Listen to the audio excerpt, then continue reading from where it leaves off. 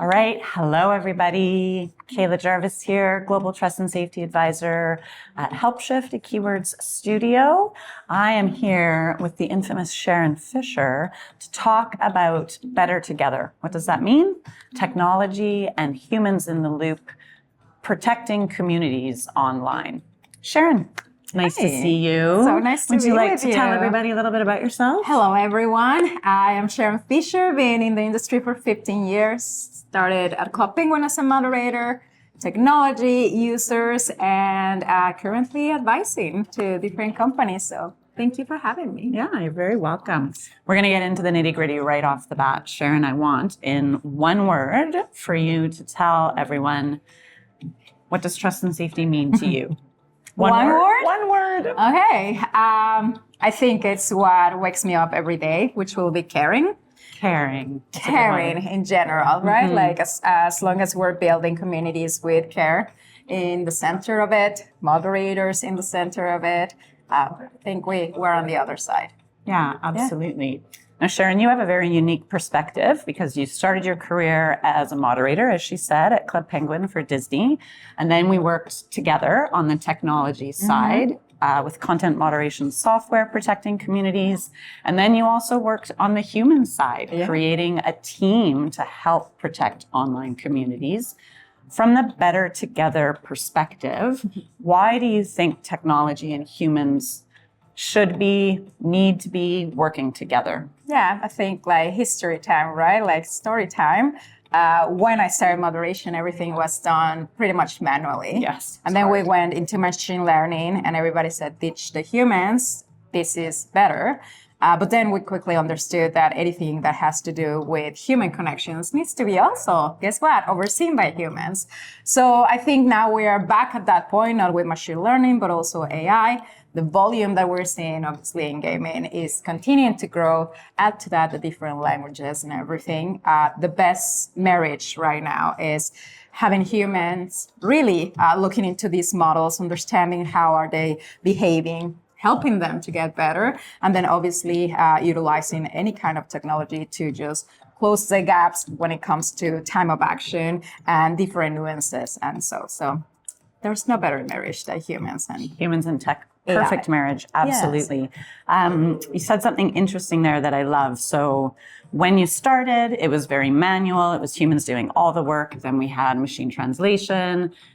A lot of companies pivoted to having technology do all the work. And now we're at the intersection where tech and humans together. Mm-hmm. If there is a company out there and they're looking to create the perfect human team, like what role in today's age with AI do you see as the most important to have humans in the loop? Yeah, I think that the roles are evolving, to be honest. Yes. Like the way that AI is taking and helping humans actually create safety, it's changing how the role of something like a moderator, for example. Yes. I see that role shifting a little bit more into data, understanding, analytics, challenging. I think that role is still crucial for different elements, not working per se on the approve, deny kind of content, but looking into how the different technologies making decisions and informing it better. Absolutely. Yeah. And so your role right now, she's advising a number of different technology companies through trust and safety. From the technology side, what do you think are the most important things for a technology to consider or for teams to consider when implementing technology? What are the things they need to look for and ask I think we're finally at that era that like back on the time was the $1 billion question. You have my data. What can I learn from? Mm-hmm. So I think when you're looking into integrating a technology, you have to make sure that the data is available to you, that you're able to understand it, not just only from the community building perspective, but also it's going to give you lots of insights into marketing, quality control. Like there's going to be, and there is data available there now thanks to AI and the different models that you can actually create to understand it. You can extrapolate and reduce the cost of moderation and actually show the value of this kind of technology and humans working together. Absolutely. Yeah. You said something there that I loved, which if you can imagine, so Helpshift keywords, we provide human in the loop moderation, and we encourage companies to work with technology partners, which inevitably you would think reduces the number of moderators that we use, which is why it was so important to understand the new role of human in the loop moderation and experts when we talk about this. I'm going to pivot us just a little bit. One of the areas that has been top of mind for me lately is around real life threats. So technology has gotten very good. AI is very good at yes, no, this is allowed, this is not allowed. But when we look at the really difficult scenarios where real world threats are a possibility, how do you see technology handling those cases? They're often very nuanced. Yeah. Not a possibility, but a reality, sadly, on all of these cases.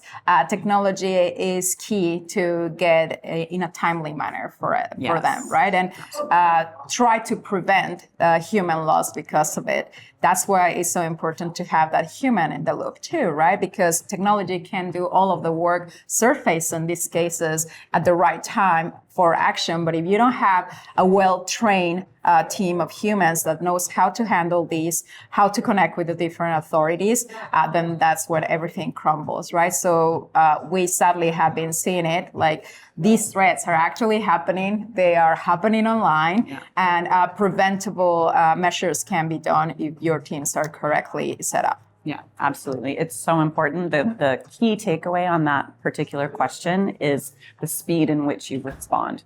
So when it's a real world threat, time is of the essence. In your years, so when Sharon and I started in the industry, a lot of the technology management, the human moderation, the community management teams were in-house at companies. So they had very large support teams. You were one of them when you worked at Disney. But we've seen a shift, particularly since the pandemic, as companies look to make adjustments, right size, I don't really like that term, but correct the influx that happened over the pandemic. How do you see companies now, in your experience recently through this consultation, are companies looking to work with partners more to manage that piece? Are they looking to once again create teams in-house? Do you have any? Yeah, I think the trend is, and this applies for both technology and humans as a third party, the trend is to have them as a third party, right? I think where the industry is trying to find their fit is how do all of these interact? Because the challenge is always having the client managing all of these relationships, and they're very siloed. So I think right now the best interaction that I can foresee is, yes, let the experts support your game, let the experts do what they do, but really find that connector between all of the service providers to help you bring it all together. Yeah, absolutely.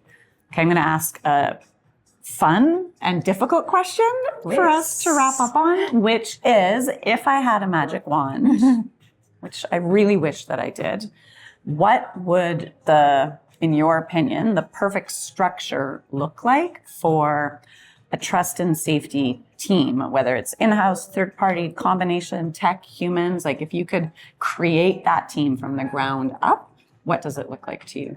First of all, there has to be somebody that is within the organization responsible of trust and safety. Yes, there has to be one point of contact, no matter how big or little the companies can be. You need to have one person that is responsible and will be guiding the efforts of others. There's no doubt that technology needs to come into this piece too. You need to have a partner that is not just able to do your filtering and bringing these kind of cases up to you, but also willing to work with you and understanding what the use case is, working with this trust and safety person and create the boundaries that this community is going to be bounded by. Yeah. And again, here comes the human part. when you are utilizing community and technologies that are managing them, you have to be very careful that technology is really acting the way that you want it to act. So that's where humans are so important. Ideally, to your point with my magic wand, you have humans that understand each of the cultures that you're working with, the languages. We know how Google Translate works. So we want to make sure that humans are also supporting all of these efforts and bringing up anything that is not working to make it better. Yeah, absolutely. To make it better and better together. That's the whole point. Kaila Jarvis again, human expertise when it comes to online safety, and Sharon Fisher. Sharon Fisher, technology, humans, everything together, better together. Fantastic. Thank you so much, Sharon, for joining us and lending us your expertise. Talk to you soon, everyone.